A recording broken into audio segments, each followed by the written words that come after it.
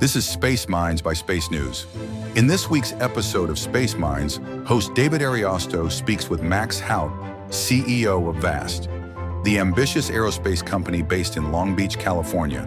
That's one of a very few companies working diligently towards the first commercial space station. Just days after the successful launch of VAST's Pathfinder mission, Haot shares what it was like to see their Haven demo spacecraft come to life in orbit, from tense moments in the control room to the triumph of first contact. Max Haot, CEO of a very interesting aerospace company out there in Long Beach, California called VAST. You have had a big week, and I just kind of want to get right into this. The makings of the first commercial space station, which has never been done before, is sort of now in the works. The so-called Pathfinder mission for the station launched over the weekend, opened its solar arrays, began testing everything from flight computers, avionics, communication systems, thrusters, you name it. And this has been a journey for you guys. And I wonder if we could just start this conversation walking me through that day, where you were on that Sunday, what it was like to take something sort of from the factory floor and put it on orbit and have all of this start to feel a little bit more real. Yeah, it's been quite the adventure. The first thing is that I've launched satellite before, and one time I was at the Cape for the launch, and the first learning is never do that again. Be in the control room right there with the team, and be there to troubleshoot any issue or to at least understand what's going on, and lead. And so that day, the launch was at Saturday at 10:06 or 10:09 p.m. We had about 600 of our 1,000 employees all spending their Saturday night here. And we've designed our control room. You can see right there with our mission operators controlling Haven demo on orbit. But we've designed our headquarters so that you can have a lot of people, participate and see it behind the glass. So launch, obviously, SpaceX Falcon 9, so reliable, clockwork, just went on time, delivered us on orbit perfectly. So that we're very lucky we don't have to worry about that piece too much. We had a clean separation. Obviously, everybody got pretty excited. And then the real moment of truth, right? Two key moment of truth. One is first contact. And we were expecting to do a UHF radio pass with the ground station we have at our headquarters. Yeah. And it was not functioning. We were not getting data. And right after that, we had a ground station pass from Mexico. And like clockwork, the board just behind me lit up with all of the latest data from Haven demo. More importantly, you then look at the data. Okay, it's alive, it booted, it's communicating, and you look at the data and you have to make sure it's correct. I've had once the unfortunate chance to have a satellite reveal that it was spinning at one rotation per second. So you need to look at the data, and the data looked perfect. It was stable.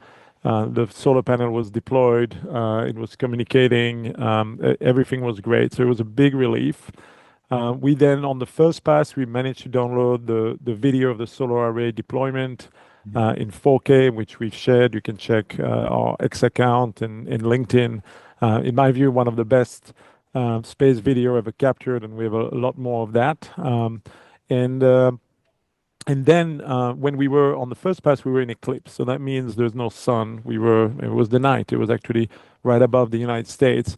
So one of the last piece you don't know, you're pointing where the sun will be.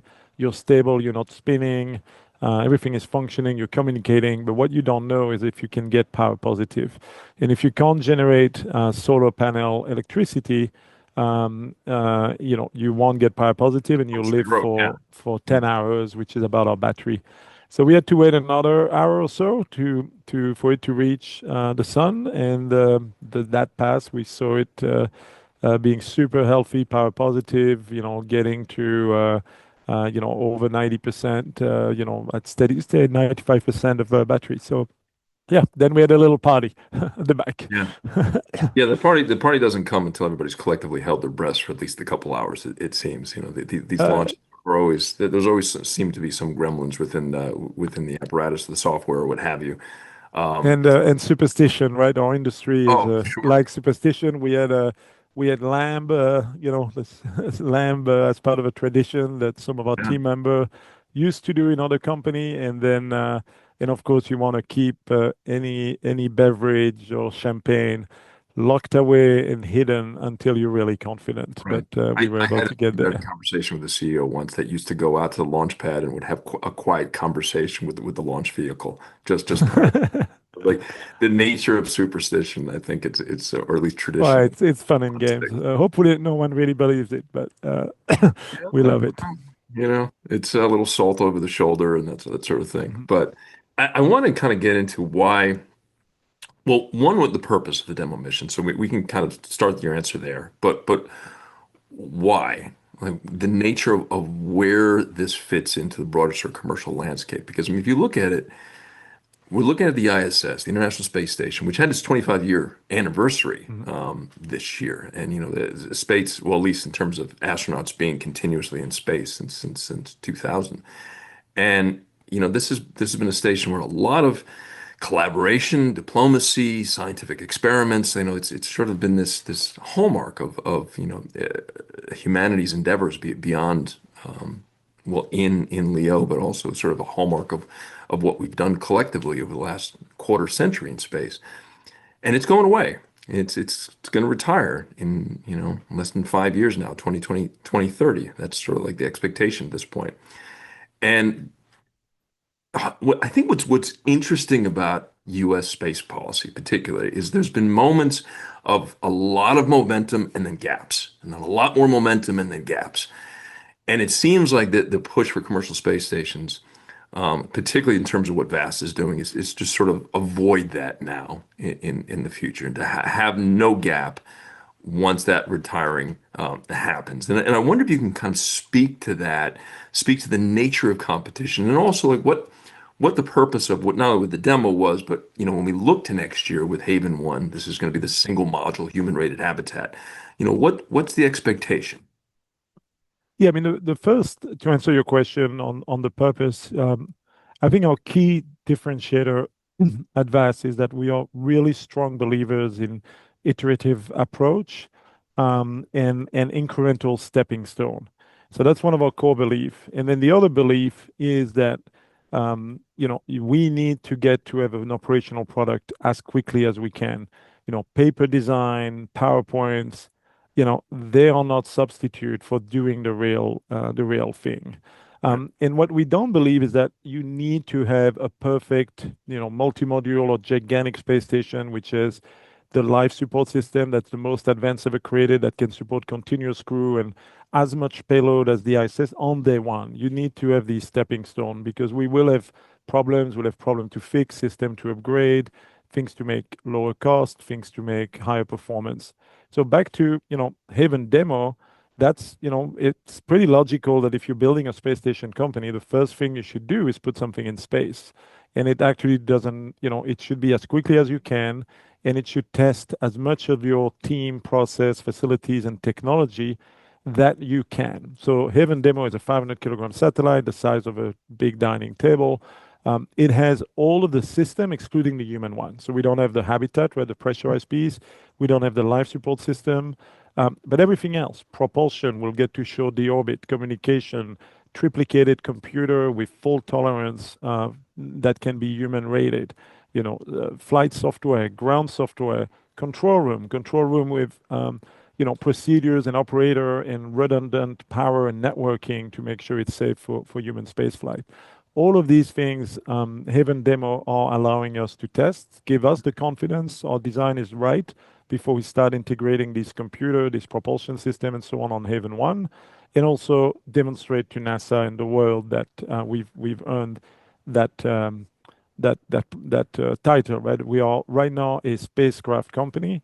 None of our competitors, some of their owners and so on have done things, but have yet put their space station technology in space. So that's a good stepping stone in our view. Then you're asking about Haven 1. Well, that's the next stepping stone, right? Like after And that, that's we coming should up next year. I mean, that you're looking at what, May? May is our target that we're executing against. And, right now we've just finished, earlier this year, we finished building the qualification primary structure. We finished our qualification campaign. We then welded during that Explain to me time. what that is. Explain to me what really Haven 1 is. So Haven 1 is a single module space station that will be on orbit for 3 years. We'll be able to have 4 crewed missions of 2 weeks each, and integrates directly with the SpaceX Dragon spacecraft for docking and also for operation during the 2 weeks. And so I'm you just can saying think, you're kind of leaning a little bit on Dragon spacecraft in terms of life support systems, or sort of just the structure of these. yeah, our approach is a minimum viable product space station. So what we don't have to prove, we will not prove. So, but we still have a lot of life support system we've had to develop: thermal control system, air revitalization system, pressure relief system, fire suppression system. The piece that we rely on Dragon is only the bathroom, right? They have a bathroom. Why build one on our first space station? The CO2 scrubbers, we host their cartridge in Apollo style, these Lyo cartridge on Haven 1, but the mechanism is on Dragon, and then the humidity removal. And of course, we use Dragon to bring the crew and bring them back safely and be the live boat as a crewed rated NASA spacecraft. So that has been the approach for Haven 1, which is, let's keep it relatively simple so that we can get to the next step and prove to ourselves, NASA, and our customers that we are an operating space station company, the first, hopefully, and also generate revenue. We expect, obviously, with 4 missions and 4 crew seats there, the substantial revenue that comes early, even before our CLD station. And then for NASA, obviously, the number one goal of NASA and the Trump administration and Congress and Senate is to make sure that by the time we replace the ISS, we have an alternative that can host continuous crew. 2 week mission is not enough. And so for continuous crew, we need more than one module, sometimes something between 3 and 4 modules. And we need more advanced life support system like regenerative CO2 scrubbers and other things, so that we need less consumable per day per crew. But we believe in doing that iteratively, right? Getting there, not going from having never done it to suddenly you have a perfect, as advanced as the ISS life support crawl, system. run type of Yeah, and many orbit, right? Many opportunity to fly. So maybe, our life support system on the module 2 will have some issue, but module 3 will fix it, right? We have another opportunity to get to fix it. So that's our approach, and we are very confident that we are the company that has the most chance for the United States to have permanent presence in low Earth orbit by the time the ISS is retired, which the current goal, as you said, is end of 2030. And we hope we'll be able to enable it even before that. When I think about this, when I think about the ISS and I think about commercial space stations, the ISS is, there's a lot of problems with it sort of operationally at this point, just because it's an aging structure. But by many accounts, I mean, this has been, in some ways, a bit of a gold standard in terms of like 0 fatalities over the course of the last 25 years. That, continuous operation for a quarter century and 0 fatalities operating LEO, that's not a small feat to have accomplished thus far. And, knock on wood, that will sort of remain the case. But, when you think about it, people that I've talked to within the private sector and those who are sort of pushing, the commercial aspects and clearly, the iterative process that those like yourselves and SpaceX and Blue Origin have achieved monumental gains. But does it concern you, like from the marriage of sort of business pressures, the operational DNA that came from a state-funded, NASA operated, not entirely, but in part NASA operated entity?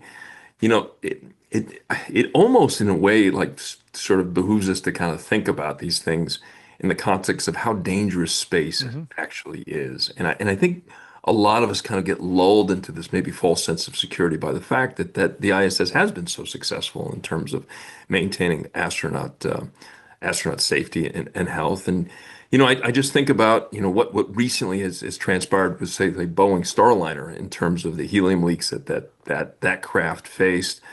And I wonder like how you approach this, how you approach safety, how you Yep. approach the culture of safety, and and how you kind of marry that with questions of schedule, questions of business pressure. There's a bottom line aspect, and yet if there is an accident, that would clearly undermine your business. So it's sort of that give and take, so to speak, in terms of Yep. pressing the envelope a little bit, but also recognizing the risks.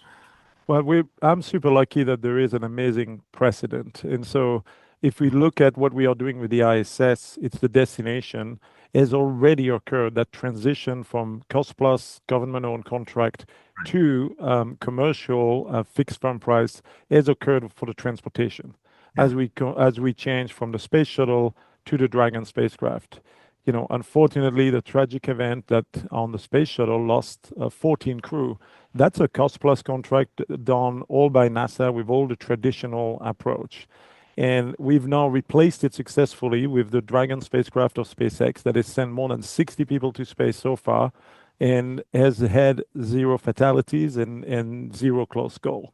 Mhm. So some people like to say, oh, now you're transitioning to from fixed firm price, from cost plus contract to fixed firm price. You're transitioning from slower traditional aerospace government contractor to companies like SpaceX that run fast. It means you're going to be less safe. Well, look at the fact. That's Dragon is so far safer than the predecessor. And assuming it continues like that, which we're very confident it will, nothing in human spaceflight is without risk. It's all about controlling risk. I think that So proves far, that. right? I mean, Dragon's had what, 18 crewed missions. There was 135 shuttle missions, or 138, something around that sense. So, Sure, we're but early days in this. well, we'll get to look at that podcast in 5 or 10 years, I and hope you're right. I do hope you're hopefully that I'm right. But at the very least, I can prove to you that there is no inherent reverse, right? That the fact that it's commercial, it's fast, it's low cost, has proven to be unsafe. So at the very least, you have lack of evidence, and I'm confident we'll see a track record which is going to be pretty amazing. Yeah. On top of that, we obviously, rely on Dragon as our escape and emergency vehicle. So we're lucky that, we are not building our own transportation vehicle. Dragon is always on orbit, docked, always ready to go. Right. We also have, SpaceX is part of our mission. It's our mission partner.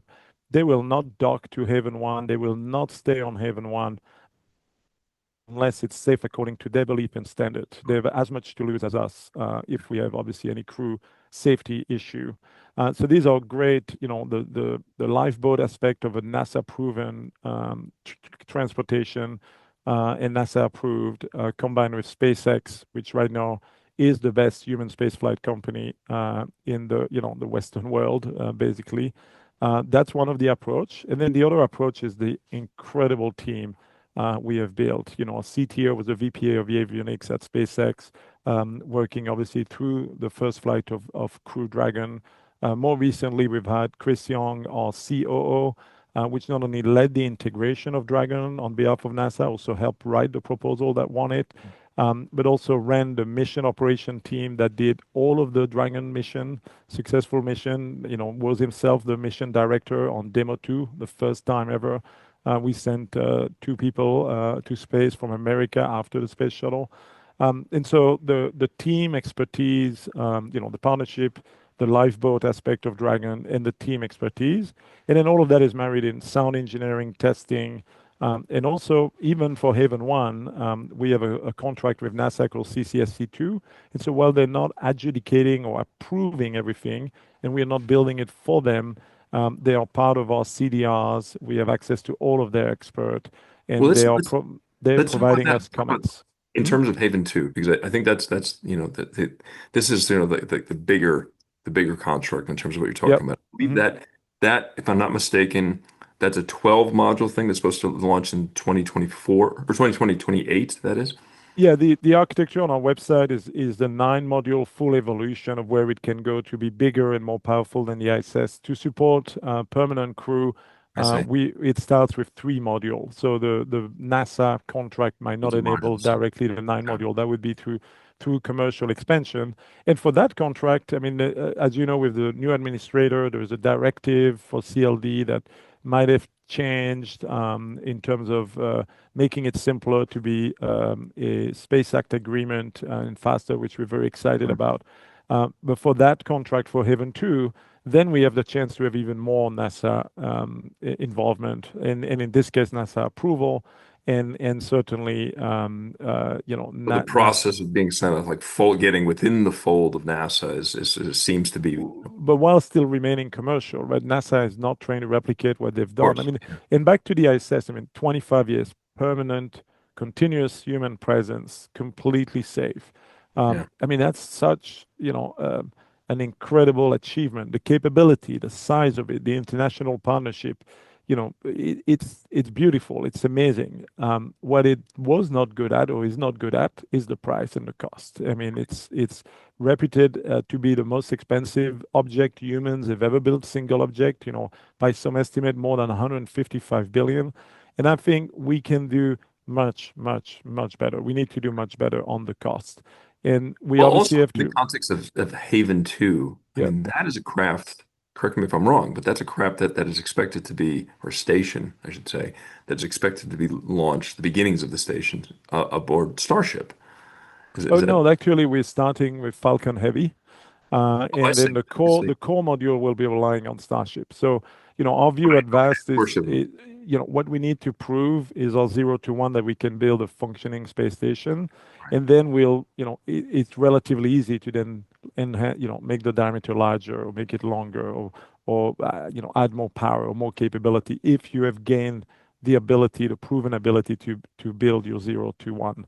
I And think so our view with Starship is, Starship will be successful and will be amazing for any space station builder, both to launch the module and later launch the crew. But we also don't want to wait for it. And even though SpaceX might, as early as next year, launch Starlink satellite using Starship from Starbase Boca Chica, before they can actually launch payload and distract themselves from the Mars roadmap and from the Starlink requirement, we understand that that's likely to have to happen at the Cape. The Cape has not yet seen any launch yet. The launch tower is being built, so we need to give them time. And right. so our roadmap is to be, ready to launch a Starship module when we are sure they are ready, so I that think we're that's not waiting on the ground.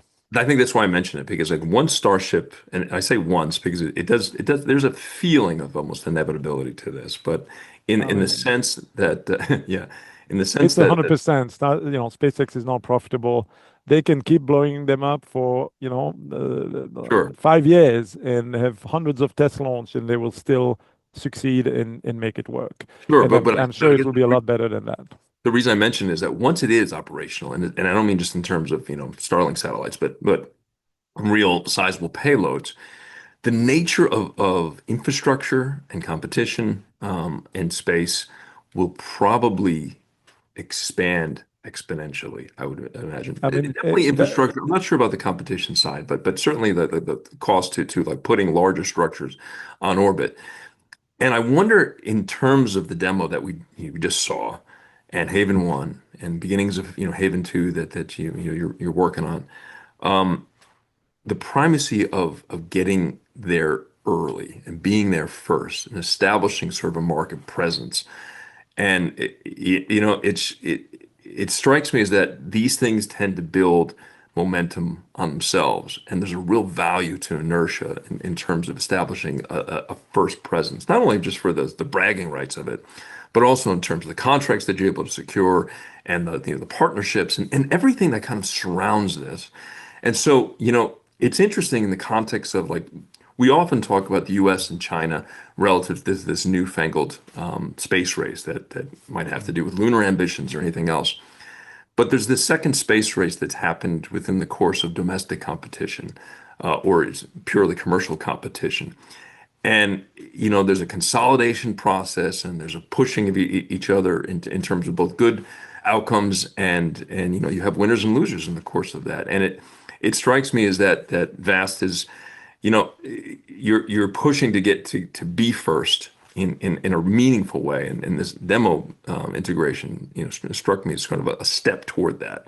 And I wonder if you could kind of speak to that in terms of when you think about this, when you kind of get up in the morning and you think about wanting to be among those headlines that say, Vast has created the first commercial space station. Because you've got Axiom, you've got Sierra Space and Blue Origin that are right there.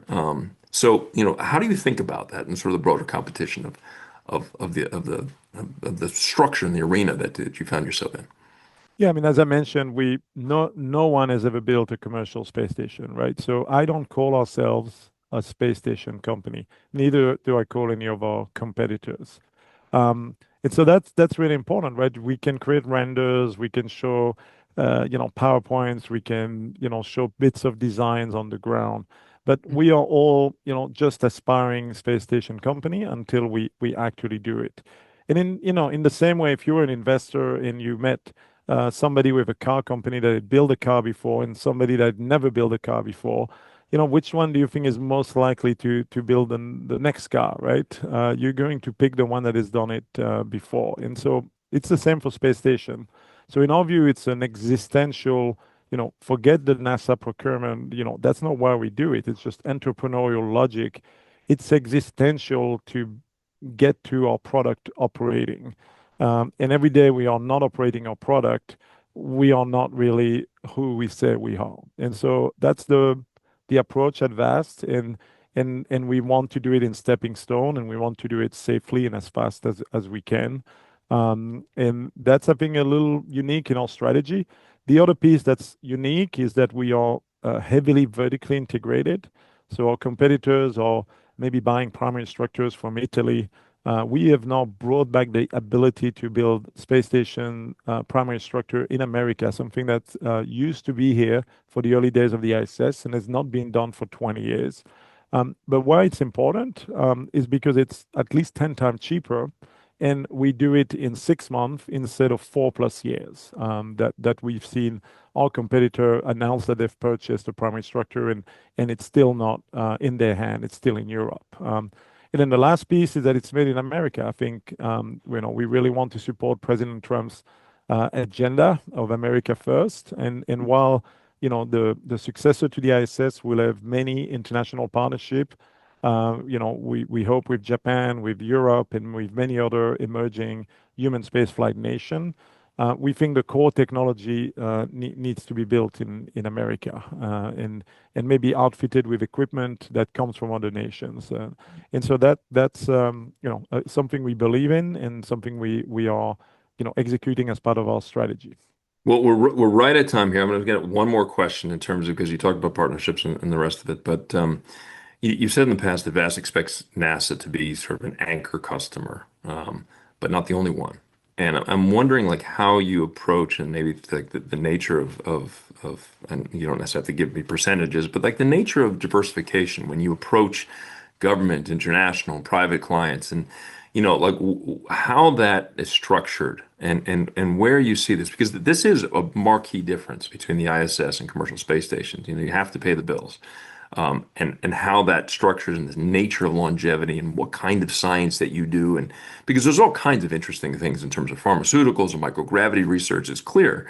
But you have a lot of competition that are coming online, and you're also, the nature of these things could be subject to political whims if it's just tied to a single government agency. So I'm wondering how you're thinking about diversification. Well, firstly, we think the procurement is actually a really fair process, and I think political direction, like made in America, is something important that everybody can rally in and could end up, for example, in the RFP. But we think that's really great in terms of the market, right? At the end, we are not achieving our goal until we have our product. The other piece is you have to be profitable, right? Or otherwise you're dying every day. You need to raise money until you're profitable. And so our view is really simple. In the human spaceflight space station market, there's really two pieces of the market. There's today's market, and then there's the hopeful future market. The hopeful future market is in space manufacturing, media mission, sponsorship, making drugs that cannot be made on Earth and that are themselves, billion-dollar markets. The problem with the new market is that it's unproven and it will take a little bit of time to prove it. And we can't really predict whether it'll take us 2 years or 10 years. We just have to have the platform there and we have to get going. The current market is right now, I'd call it 85% missions, right? Bring in astronauts to do important science and research, but mission, a flight, and the time on the space station for sovereign nations around the world. With the biggest customers that have stated want to buy services from the replacement to the ISS, being obviously NASA. And then Japan and Europe, JAXA and ESA have said, and Canada have said, we plan to buy services from whoever NASA selects. So that's kind of the core of the market. But we also see many emerging human spaceflight nations where, in the 50s and 60s, you could bankrupt the Soviet Union by starting a human spaceflight program. Now a nation can invest, less than $100 million, and within 2 years, fly their first citizen to do important research and science for the country and bring the industry, the payload from the industry and the research from their country. That's obviously for a private individual, a very high price, right? Less than $100 million. But for a nation, that's affordable, right? For a space program. And so this market of government space agencies is a growing market because more and more countries are getting in. You've seen what Saudi Arabia did, what the Emirates have done, what other countries like Turkey or Poland recently. Then you have also the private individuals, such as Jared Isaacman and others. That's not so much a growing market. We're not in the tourism era, but there are a few, self-funded private astronauts that are willing to invest significant amount of their capital to do important work to benefit Earth for space exploration. They are just like the professionals. Their mission is as important. The only difference is they're funding it themselves. And we see that as maybe a 10-15% of our revenue on the current market, not exactly growing, but it's there. And so VAST, the differentiator to finish the point of VAST is that we've engineered our business model so that we can be profitable on the current market, on a portion of the current market, because we hope for America there will be 2 actual operating space stations. And our business model closes with that. And then we'll get to figure out the new market. And, maybe it comes in 2 years, maybe it comes in 10. But we won't die if it's delayed, right? That's the whole point. Yeah. Diversification equals longevity, it seems. Max Haot, CEO of VAST, had a very big week, and it's such a pleasure to have you on the show and talk about it. Thank you so much for having me.